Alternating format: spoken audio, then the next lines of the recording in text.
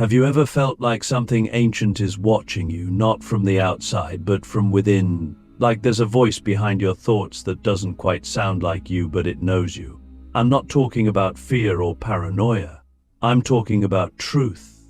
A truth so raw, so untamed, so sovereign that most people run from it their whole lives. But you've stayed. You've listened. Maybe you didn't even know you were listening, but something inside you has been. That's the first sign, when the call of the unknown doesn't scare you anymore. It seduces you. We've all heard about the chosen one archetype, the hero, the light bearer, the savior who rises above the darkness. But what if I told you there's another path, far less acknowledged, far more misunderstood, and far more powerful? The dark chosen one. You don't become one by choice. You're claimed. Not by gods or demons, but by something deeper, by the parts of reality most people are too afraid to face. It's not evil. It's not good. It's truth. Raw, unfiltered, uncomfortable truth. And once you begin to see it, you can never unsee it. The first sign you might be becoming a dark chosen one is this. You start to feel like you're not meant to fit in. Not in a rebellious, edgy way, in a sacred way. You walk into a crowded room and feel the static of unspoken lies. You hear people talk and all you can feel is the emptiness behind their words. You smile, you nod, but deep down, you know you're not one of them anymore. You're not judging them. You just see them. You see what they don't see in themselves. You see the masks, and you can't wear yours anymore. At first, it feels like isolation. Like you're falling out of sync with the world.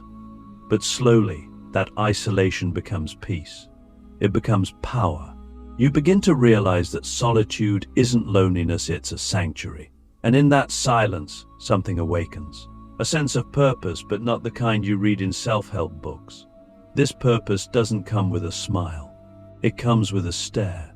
A gaze into the darkness of the world and the darkness of yourself. And you don't turn away. That's the second sign. You start confronting your own shadows without flinching. You stop blaming others for your pain. You stop needing validation. You stop pretending to be fine. You start asking dangerous questions like, what if everything I was taught was a lie?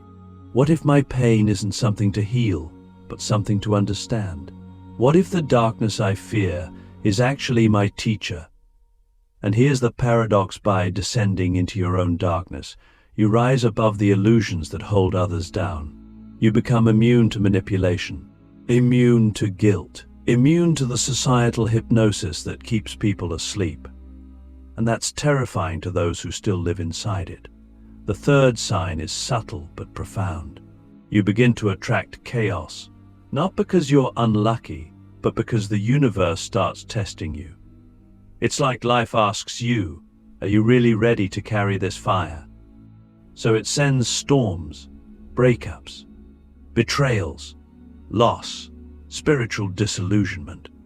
And through it all, you don't crumble. You alchemize. You take pain and turn it into prophecy. You take failure and turn it into fuel. You take endings and turn them into entrances. Can I ask you something deeply personal? When was the last time you felt like the world was burning around you, but something inside you was calm, even excited? That's not madness. That's mastery. That's your soul remembering its lineage. Not the lineage of light, but of transformation, of descent, of the underworld. You remember that rebirth doesn't happen in the clouds. It happens in the dirt, in the fire, in the dark. The fourth sign is this. You begin to see through the illusions of morality. You stop seeing the world in black and white. You realize that light without darkness is fragile. That love without boundaries is weakness. That truth without pain is a lie. You stop trying to be good and start trying to be whole. And in that wholeness, you reclaim parts of yourself that you once rejected. The rage, the lust, the ambition, the madness.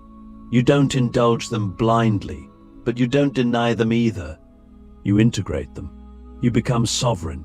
This is when the world starts to change how it responds to you. People either fear you or revere you, but rarely both. Some will say you've changed. Some will say you've become cold. But deep down they know the truth. You've become real. You've stopped playing the game. You've stopped performing. You've become the mirror they never wanted to look into. And some will be drawn to that mirror. They will see in you what they've buried in themselves. And without even trying, you'll start to awaken others. But beware, this awakening comes at a cost. That's the fifth sign. You begin to lose things. Friends, comfort, certainty, even parts of your identity. But what you gain is worth more than gold. You gain clarity. You gain power. You gain presence. You gain the ability to walk into any space and shift it just by being fully yourself. Not a persona. Not a projection. Just you, as you were always meant to be. Click subscribe to this channel to get more profound spiritual lesson. The sixth sign is mystical. You start to experience synchronicities, but not the fluffy kind. Not angel numbers or cute signs. I'm talking about dark synchronicities. Dreams that feel like messages. Encounters that feel like omens. A sense that something is moving behind the curtain of your life, guiding you, testing you, pushing you. You start feeling watched, not in a creepy way, but in a cosmic way, as if the universe itself is observing your every move, waiting to see if you'll step fully into your role. And finally, the seventh sign, you begin to feel like you're being prepared for something. You don't know what.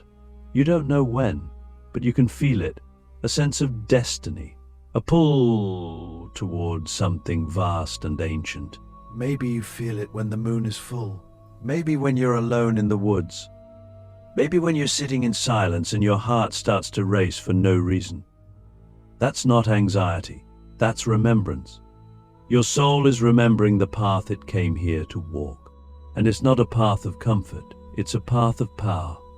So ask yourself, who would you be if you stopped fearing your own darkness? What kind of world would you create if you embraced the parts of yourself you were taught to hide?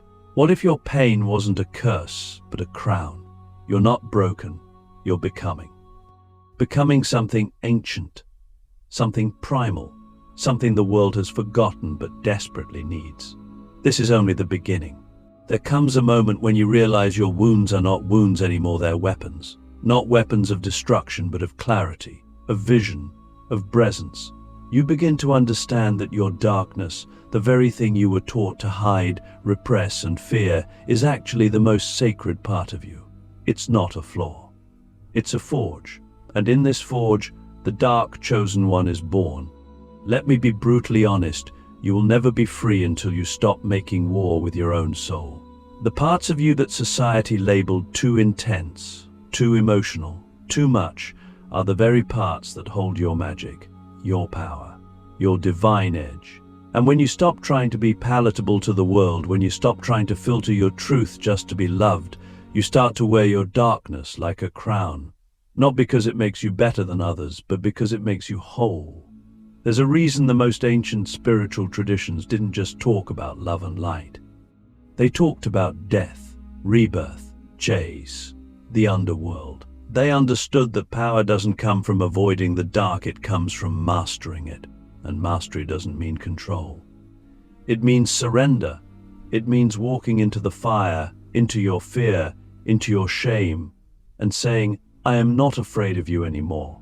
I am you. Let me ask you something deeper than comfort allows.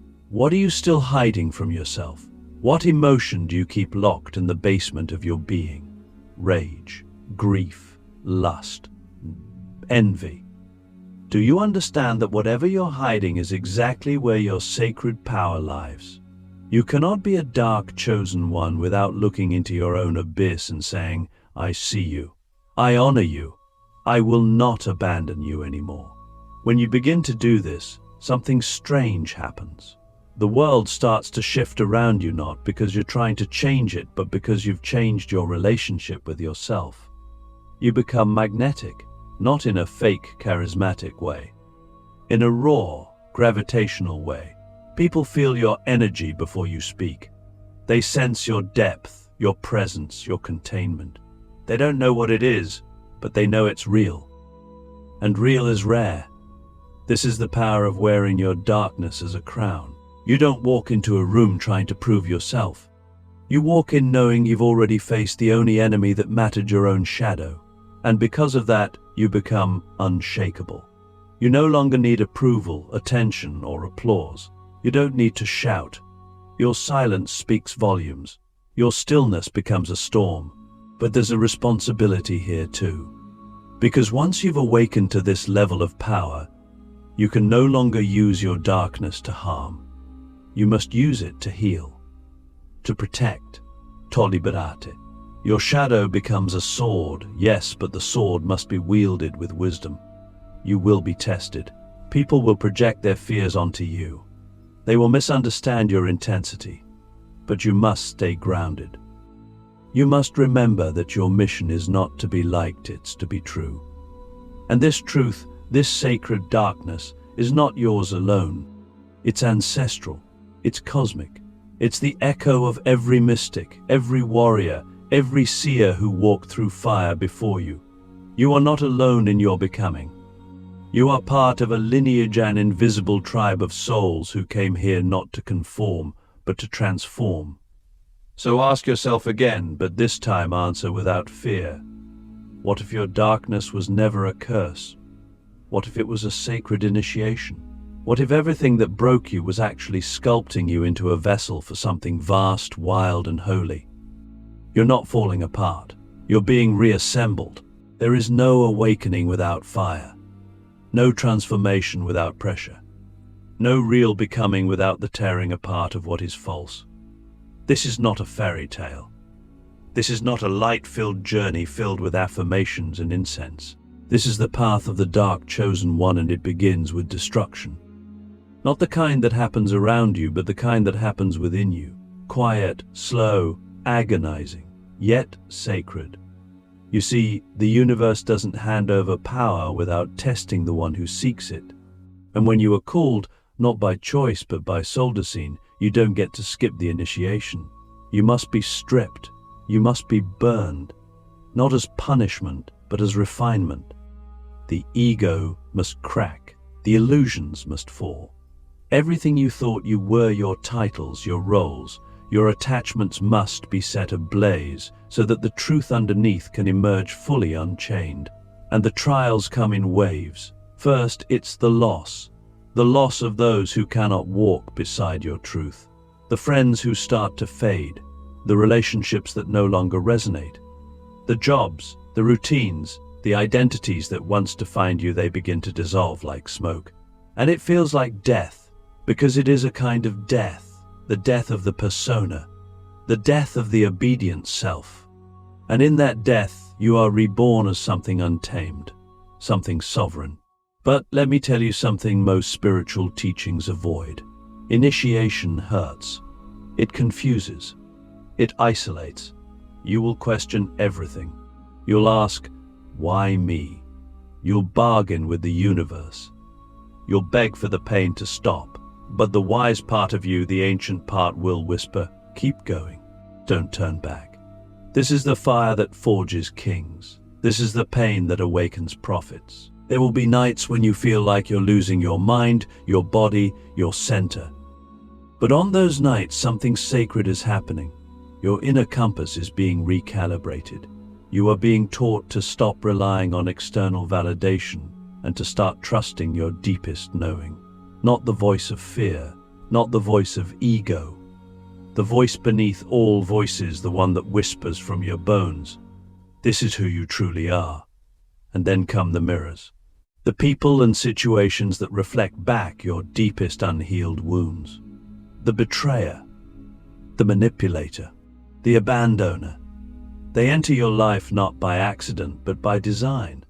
They are not here to destroy you. They are here to reveal you, to show you the parts of yourself you still need to reclaim, the parts you gave away to be loved, the parts you buried to be accepted. And when you stop seeing them as enemies and start seeing them as initiators, everything changes. That's when your power begins to take form, not as domination, but as embodiment. You begin to walk differently, speak differently. You no longer react, you respond. You no longer chase, you attract. You no longer seek to be understood, you understand yourself. And in that understanding, you become untouchable. Not because you are above pain, but because you know how to move through it like water through fire. And here's the truth most won't admit. The dark chosen one is not the villain of the story. They are the one who had the courage to go where others feared to tread. They are the one who faced the dragon not to slay it, but to ride it. They are the one who turned their wounds into wisdom and their pain into prophecy. So let me ask you something that could change your entire life. What if the worst things that ever happened to you were not punishments, but initiations?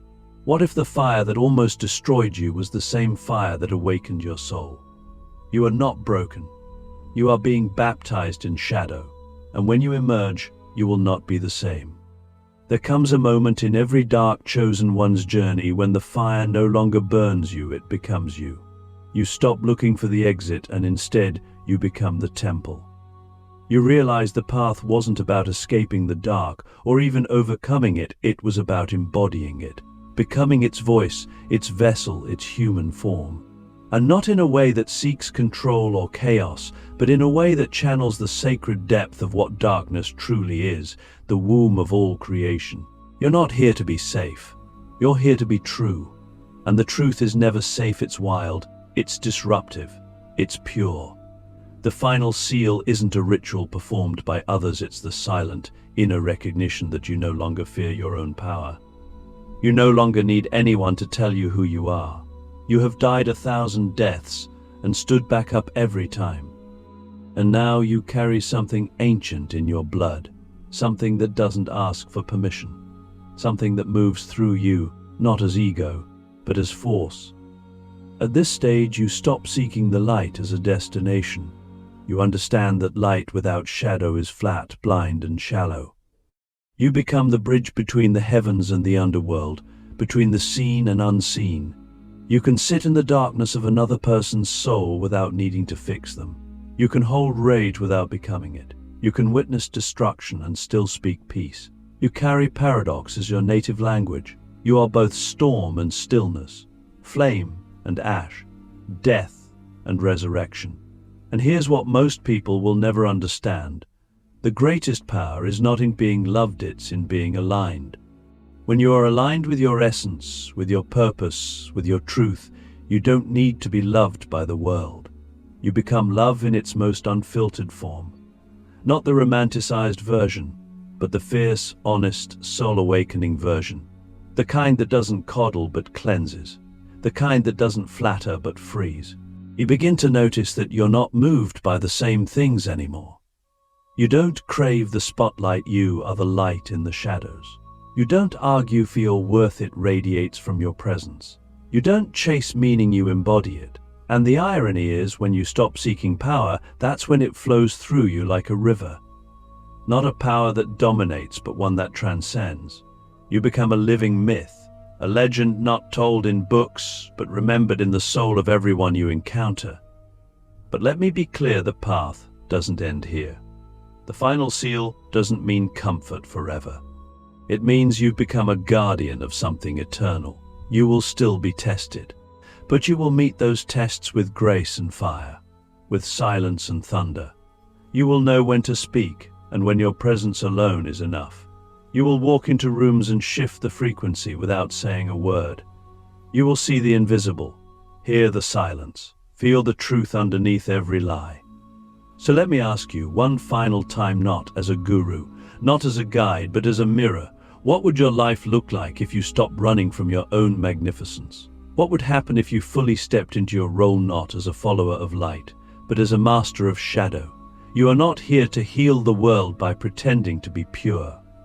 You are here to awaken it by being whole, by carrying both the sword and the chalice, by walking with bare feet through fire and still returning with open hands. That is the mark of a true dark chosen one. And if you feel this message in your bones, you are never watching this video by accident. You are being called, and now you remember.